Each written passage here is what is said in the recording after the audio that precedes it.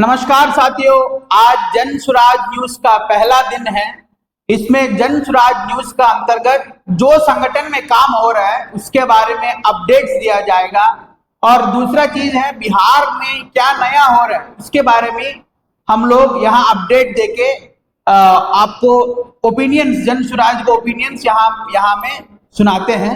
देखिए, मेरा नाम प्रवीण है, मैं दक्षिण भारत से हूँ और बिहार में प्रयास जो प्रशांत किशोर जी कर रहे हैं, हम लोग भी इसमें साथ देने के लिए यहाँ काम कर रहे हैं पिछले 2 साल से। तो इसी के अंतर्गत जन सुराज का जो ग्राउंड में जो काम हो रहा है, ज्यादातर आप लोग को पता नहीं चलते हैं, इसीलिए ग्राउंड में जन सुराज क्या कर रहा है और ग्राउंड में बिहार में ग्राउंड रियलिटी क्या है, इसके बारे में समझाने के लिए जन सुराज न्यूज करके हम लोग एक नया इनिशिएटिव लेके आए हैं।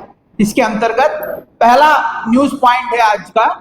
आज जन सुराज अभियान का 689th डे है। ये बहुत महत्वपूर्ण है।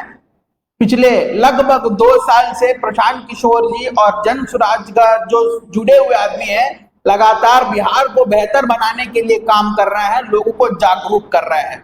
ये पहला न्यूज पॉइंट है। सेकेंड न्यूज पॉइंट है, आज बिहार में 12 जिला के अंदर 12 जन सुराज कैंप खुले हुए हैं।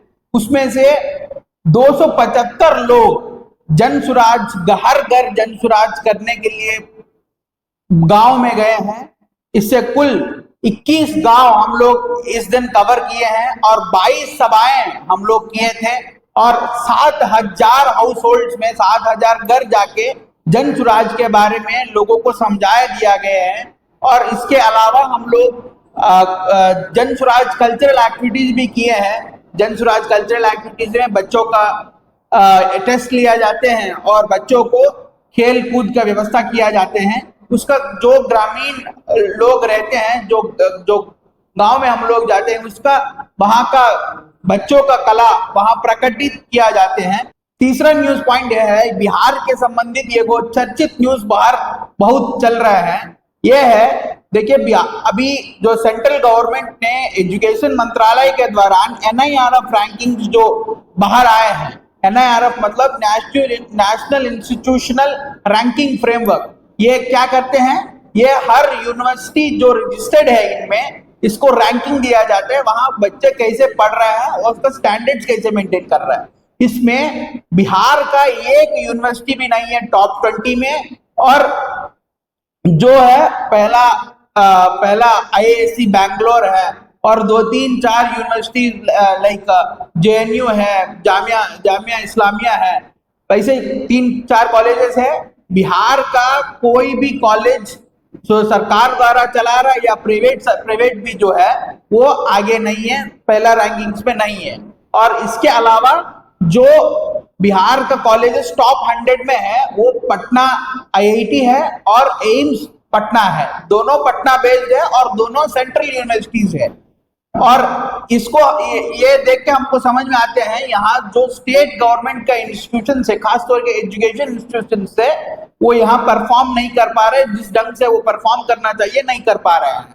जो प्रशांत किशोर जी बार बार बोलते हैं, ये स्थिति एजुकेशन का बिहार में इसीलिए है कि यहाँ शिक्षा प्राथमिकता से हट गया।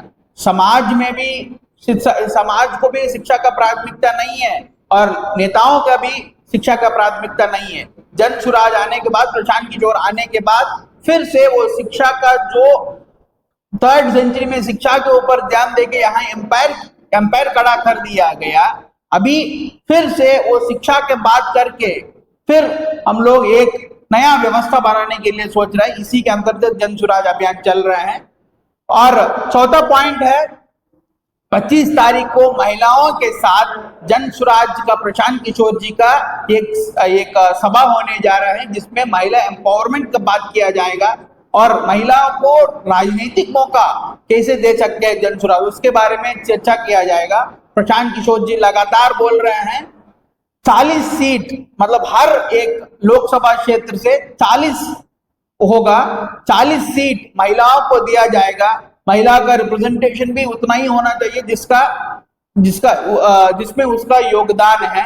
इसीलिए 40 महिलाओं को जन सुराज अगले आने वाले 25 के चुनाव में खड़ा करेंगे करके प्रशांत जी बोल रहे हैं और इसी के संबंधित चर्चा होगा। आप लोग भी 25 तारीख को आना चाहते हैं तो हम एड्रेस नीचे दिया गया टेक्स्ट बॉक्स में हम लिख के भेजेंगे, आप वहां आ सकते हो। इतना तक ही रखते हैं और आगे मिलते हैं। इस चैनल को आप लाइक करिए और इस चैनल को सब्सक्राइब कीजिए ताकि आप जन स्वराज अपडेट आपको भी आए और सब चीज आपको पता चले। और इतना ही सीमित रखते हैं और सबको धन्यवाद और प्रणाम।